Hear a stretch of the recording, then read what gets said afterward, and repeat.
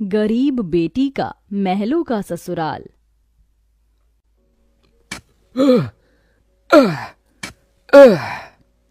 तपती धूप में वह गरीब किसान खेतों में फावड़ा चला रहा था। उसके माथे से तर तर पसीना बहे जा रहा था।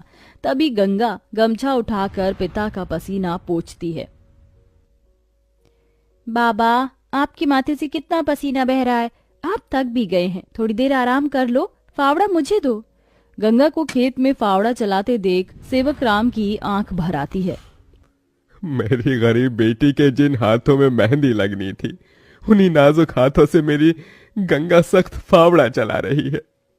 तू एक गरीब की बेटी को ही ऐसा भाग्य देकर क्यों भेजता है भगवान?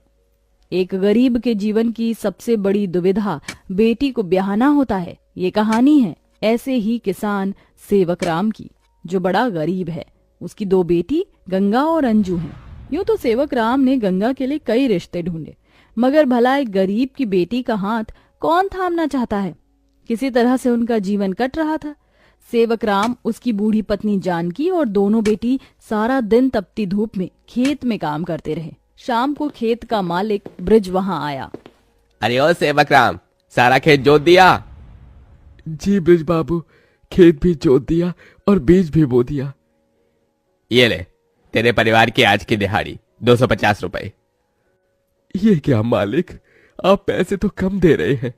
पहले मेरी अकेले की दिहाड़ी आप मुझे 200 रुपए देते थे, फिर घटाकर 100 रुपए कर दिया और फिर सीधे 70 रुपए कर दिया, और उसमें भी पूरे पैसे नहीं दे रहे हैं।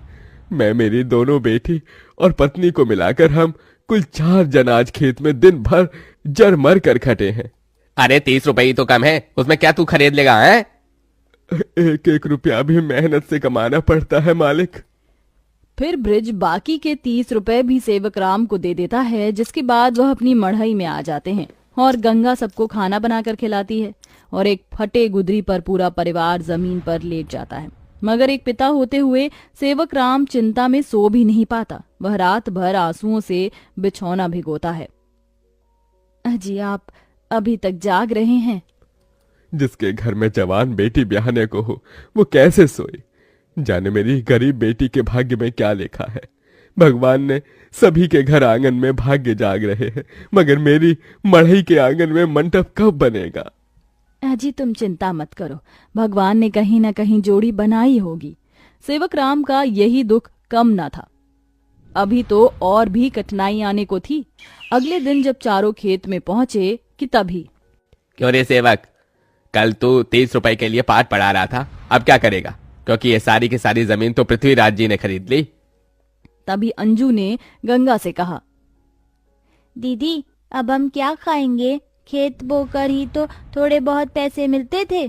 सेवक राम अपने परिवार को लेकर लौट आया। वह दिन रात चिंता में गलने लगा।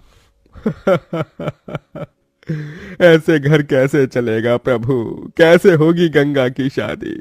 और शादी नहीं हुई तो लोग मेरी गंगा को जाने क्या क्या नाम देंगे, क्या क्या ठहराएंगे जानकी। मैं काम ढूंढने जा रहा हूँ। बाबा, मैं भी आपके संग चलूंगी। दोनों काम ढूंढते एक बड़े से मिल में आए, जहां शिव नाम का एक नौजवान गरीब मजदूर भी काम कर रहा था। जहां मजदूर राशन की बोरी भरी मालगाड़ी खींच रहे। सेवक राम ने काम मांगा, दोनों को काम मिल गया। गंगा अपने पिता की बराबरी में काम करती। तपती धूप से अक्सर उसके पांव और हाथ में मालगाड़ी खींचने से छाले से पड़ जाते, तो वहीं घर आकर वह अपनी माँ का हाथ बटाती। आप ही अपनी चक्की पीसती, कड़ी धूप में सड़कों से गोबर बीन कर लाती, उपले बनाती। एक दिन मालगाड़ी खींचते वक्त शिव उसकी मदद करता है। काका, क्या मैं आप दोनों के साथ खाना खा सकता हूँ? बड़ी भूख लगी है और मैं खाना भी नहीं लाया। हाँ बेटा, आओ ना। ये कहते हुए गरीब गंगा अपने प्याज और रोटी में से उसे भी देती है और हिचक से भरकर कहती है, माफ कीजिएगा, आपको खिलाने के लिए हमारे पास कोई पूरी पकवान तो नहीं है, जो है यही खा लीजिए। शिव वह रूखा सूखा भी हंसकर खाने लगा। अब अक्सर शिव उनकी मदद कर देता। उसकी अच्छाई गंगा के मन को भाने लगी और एक दिन शिव ने कहा, काका, अगर आप मुझे इस काबिल समझे तो मैं आपकी बेटी का हाथ थामना चाहता हूँ। बेटा, मेरी गरीब बेटी को तुम जैसा मेहनती जीवन साथी मिलेगा। मुझे तुम पसंद हो बेटा। गरीब सेवक राम की दिली इच्छा तो थी कि गंगा को बड़ा और अच्छा घर द्वार मिले, मगर उसके मन में शिव को लेकर भी एक संतोष था। मगर सेवक राम ने जो कभी सोचा भी नहीं था, अगले दिन वो हुआ। कई बड़ी गाड़ियां लाइन से उसके चौखट पर आईं और शगुन से भरी थालियों के साथ शिव अपने परिवार के संग उनके घर आया। उनके महंगे कपड़े लत्ते देख एकदम महलों में रहने वालों से थे। शिव के संग उसके माता पिता पृथ्वीराज, वसुंधरा और बहन योगिता थी। अंजू ने उन्हें देख तपाक से बोला, अरे बाप रे, ये तो राजा महाराजा से लगते हैं।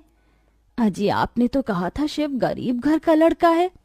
शिव बेटा, ये सब क्या है? यही मेरी सच्चाई है काका। माफ कीजिएगा, मैं मजदूर या गरीब नहीं था, बल्कि महलों का बेटा हूँ। मगर मुझे एक ऐसा जीवन साथी की खोज थी जो मेरा धन दौलत देखकर मुझे न अपनाए। इसलिए मैं उसे ही ढूंढने के लिए ये जीवन जी रहा था। जिसने मुझे मेरी गरीबी के संग स्वीकारा वो गंगा थी। इसलिए मेरे महलों की दुल्हन गंगा होगी। गंगा बनोगी मेरे महलों की बहू और मेरे बेटे की दुल्हन। अपनी गरीब बेटी के लिए महलों से आया रिश्ता देखकर सेवक राम बड़ा रोया। भगवान, तूने मेरी फटी झोली में इतनी खुशियां डाल दी। मेरी बेटी महलों की दुल्हन बनेगी। हर बाप चाहता है कि वो अपनी बेटी का हाथ जिसके हाथ में दे वो उसे रानी बनाकर रखे। अब मेरी बेटी सचमुच में महलों की रानी बनेगी। समझे जी, मंगनी कर ले। मगर इतनी छोटी सी मड़ई में सब कैसे होगा? ये तो टूटी फूटी है, आप लोगों के खड़े होने लायक भी नहीं है। मगर इस मढ़ई में आप जितने दिलदार लोग रहते हैं तो ये महलों से बढ़कर है। इसके बाद सेवक राम के छोटे से मढ़ई में उसकी गरीब बेटी की मंगनी होती है, जहां और थोड़े दिन के बाद बड़े ही धूमधाम के साथ गंगा की शादी होती है, जहां वह मंडप में मन ही मन कहती है, हे गौरी मैया, आपका धन्यवाद जो आपने मुझको मनचाहा वर दिया। इसके बाद गंगा विदा होकर अपने महलों के ससुराल में आ जाती है, जो दुल्हन के जैसा सजा हुआ होता है, जहां कई नौकर चाकर शाही अंदाज में उसके स्वागत में खड़े थे। तभी महंगे से लहंगे में ननद योगिता ने कहा, आइए भाभी, आपके महलों के ससुराल में आपका स्वागत है। जैसे ही योगिता गाड़ी से उतरती है, तभी नौकर चाकर थाली में फूल लिए खड़े उसके स्वागत में फूल बिछाए जाते हैं। जहां कल तक उसके पांव को कांटों की चुभन मिली थी, आज वह महल की दुल्हन बनकर फूलों में बदल चुके थे। जहां महल के द्वार पर सास वसुंधरा ने स्वागत किया, आओ हमारे महलों की दुल्हन, तुम्हारा स्वागत है। इस सोने की कलश को अपने दाहिने पांव से गिराकर अंदर आ जाओ। जी माँ। गंगा ने कलश गिराकर स्वागत किया। तभी ससुराल वालों ने उसे अनेकों तोहफे दिए। गंगा बहू, ये हार पिछले कई पुश्तों से हमारे महल में चला आ रहा है, अब तुम इसकी हकदार हो। भाभी, ये तोहफा मेरी तरफ से और ये तोहफा मेरी ओर से बहू। गीता दे रही हूँ, मैं जानती हूँ तुम इस महल का मान बढ़ाओगी। गंगा ने गीता को माथे से लगाया और फिर सास ससुर का आशीर्वाद लिया। माँ जी, बाबूजी, मुझे आशीर्वाद दीजिए ताकि मैं इस महल का मान निभा सकूं। सदा सुहागन रहो, जुग जुग जीती रहो।